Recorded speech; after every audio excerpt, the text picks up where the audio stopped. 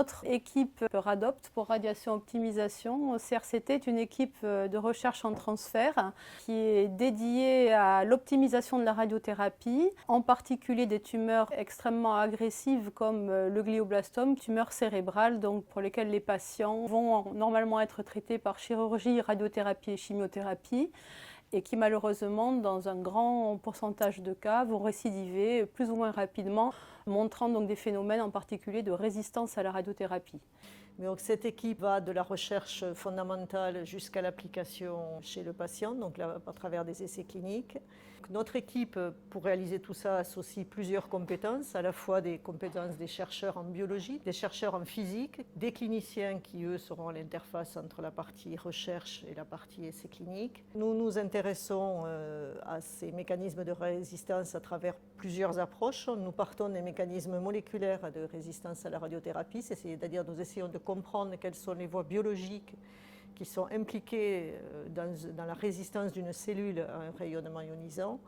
Puis nous mettons en évidence donc, dans ces voies des protéines clés que nous pouvons inhiber avec des inhibiteurs spécifiques, et l'association de ces inhibiteurs avec la radiothérapie permettra d'accroître l'efficacité de la radiothérapie. Les autres axes qui sont séquents, c'est d'optimiser cette radiothérapie par le côté imagerie et physique, à savoir une tumeur est hétérogène, elle est sur le plan biologique, mais elle est également sur le plan de l'imagerie. Nous travaillons dans l'équipe entre biologistes, spécialistes en imagerie, pour comprendre pourquoi certaines cellules correspondant à certaines zones hétérogènes vues en imagerie vont récidiver. Bien, une fois qu'on comprend les mécanismes par lesquels la tumeur va résister et qu'on va visualiser les zones d'intérêt, eh bien, comment on va faire pour mieux cibler ces zones hétérogènes? Et là, c'est le travail aussi que nous faisons avec les physiciens. Une fois que nous avons identifié ces cibles, nous développons des essais cliniques en partenariat donc avec l'hôpital auquel nous sommes adossés, qui est l'Institut universitaire du cancer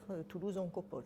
Ces essais qui sont en fait multiparamétriques, puisque les biomarqueurs sont d'imagerie, sont de doses de physique, tout ceci, tous ces multiparamètres en fait sont étudiés pour prédire à l'avance pour quel patient il faudra associer tel ou tel traitement, comment le patient va récidiver et quel inhibiteur il faudra associer à la radiothérapie pour faire une médecine, une radiothérapie personnalisée.